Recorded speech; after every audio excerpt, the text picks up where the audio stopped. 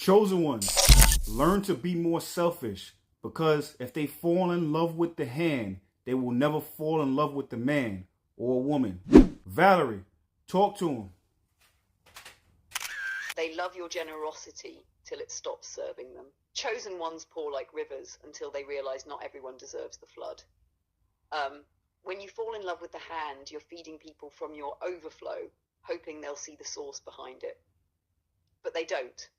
They get addicted to the giving and forget the giver. So yeah, selfishness becomes sacred, because when you pull that energy back, when you stop performing worthiness through service, that's when your spirit stops being currency. Now they got to face the real you, not the one who helps, heals, or hands out miracles, but the one who is the miracle.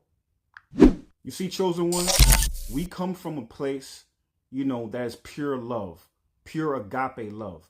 The reason why I'm saying all that is because this 3D realm, this 3D density was built from selfishness. It was built from the absence of love. If you know the Gnostic text, as far as Sophia, demiurge, you understand that the demiurge created this realm, meaning that it created this realm without Sophia's light. I say that to say is that light and that love is where you initially come from. Inherently, if you came here, you want to come here to be able to reinstate and reinstall that love. You want to be able to shine that love and connect with people on on an energetic level that is similar to where you come from. But that is not where we're at currently. Now, conversely, we're not just moving from soul and spirit. We're moving from our mind and ego.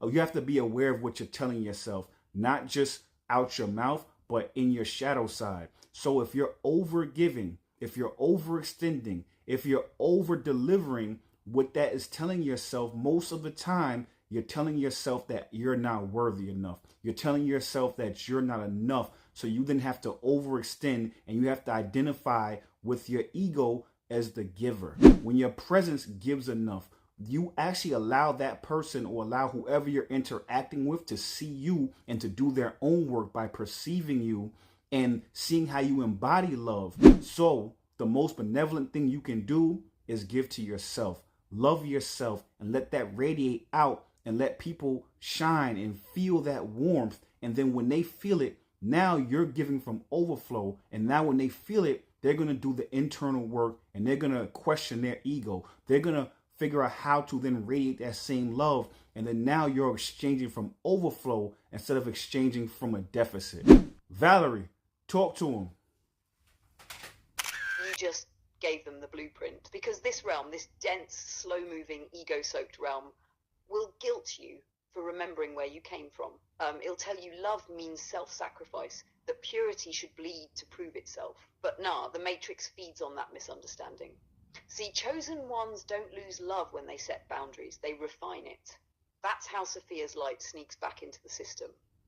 Through discernment, through saying, my energy is sacred, my heart is not public property.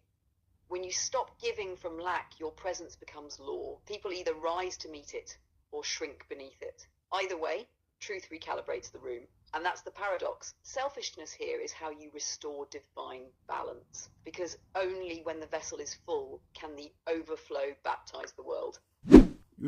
Chosen ones, we can agree that the average person's asleep, right? So just through sheer osmosis, they will then absorb the environment they're a part of. So if the environment they're a part of is the demiurge environment, meaning with the absence of love, with that longing, now there's an emotional black hole in them, and then they will inadvertently just absorb, and they will become selfish, and they become emotional black holes and just absorb everything around them. You know what I'm saying? They become emotional locusts. We're not saying this to shoot shots at them or to talk down about them. We're just allowing you to understand the lay of the land. If you go to a doctor, they have to diagnose you to be able to cure you. So then now we have to diagnose where you're at. We have to diagnose who you're interacting with so you understand how to plan accordingly.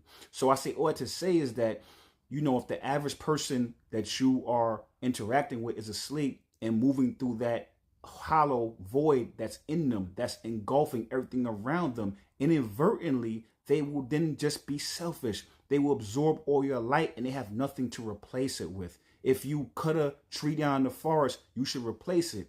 If they absorb that love, they should be able to, but if they are hollow, they cannot. So that's why when you give from presence and overflow, it's not taxing you. And then also what that does is because you're giving from overflow and from self-love, now they're absorbing that self-love. They are observing it and they start to question themselves. That's the best way to wake people up, is for you to love yourself, is for you to be awake. When they start to absorb your light, they start questioning themselves and say, wow, this is different. This is a frequency I'm not used to. And that's the most benevolent thing you can do for you and for everybody you interact with. Valerie, talk to him. That's it right there. The cosmic ecology of energy. Every awakened soul has to learn conservation the hard way. Because when light meets void, one of two things happens. Either the void consumes it or the light transforms the void.